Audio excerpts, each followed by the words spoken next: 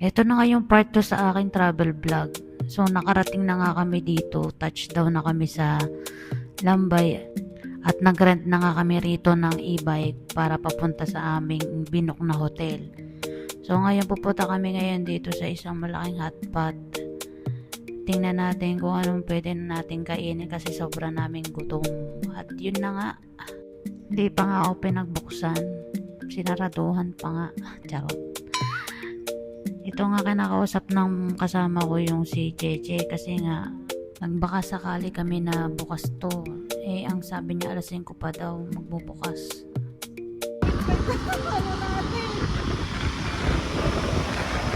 Wala nang gas. Electric to.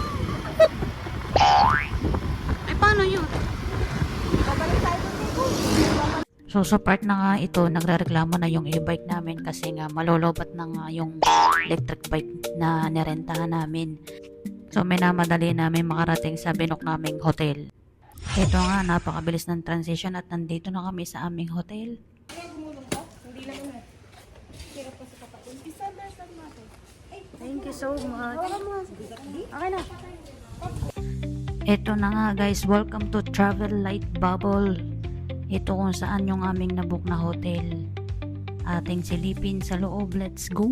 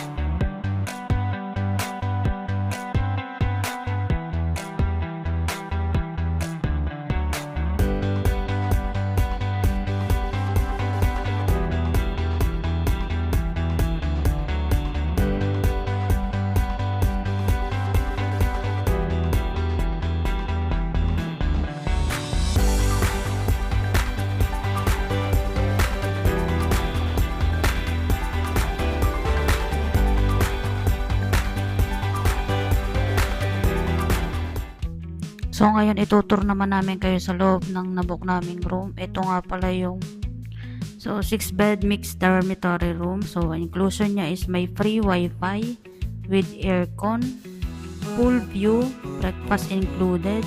So per head kami ay tig 2 KNT. So di na masama yun kasi dalawang gabi kami dito guys.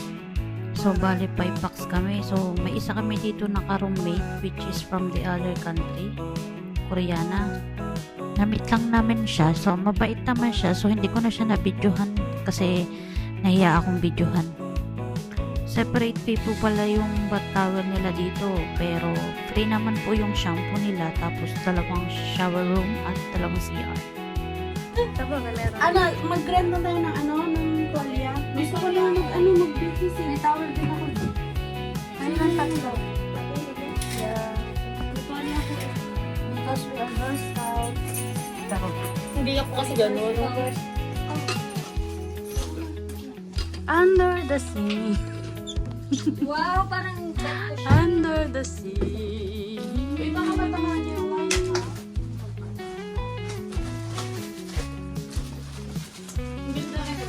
Maganda naman siya, may privacy. Mag-shop na tayo. Makakain na gusto mo na Kumain muna bago tayo.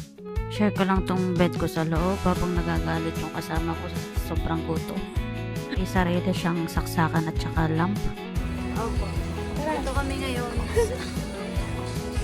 Bibili kami ngayon ng hotpot daw.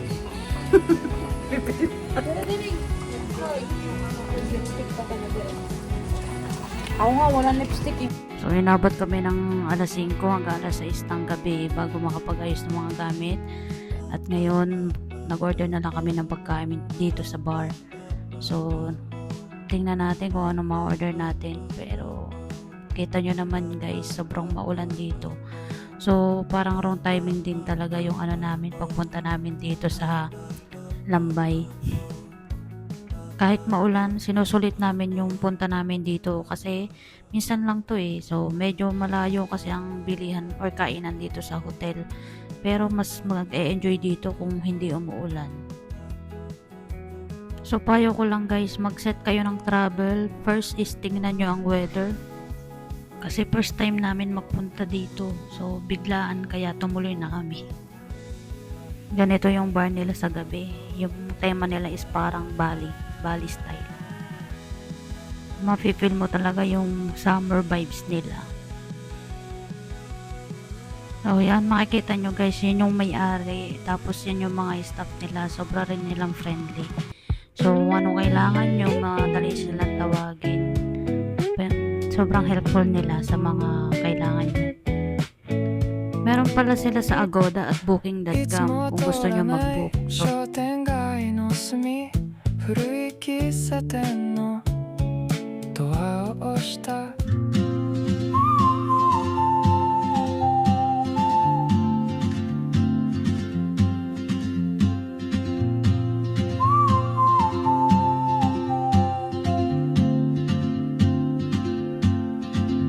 She moves like a map with no borders, a whisper caught in the wind.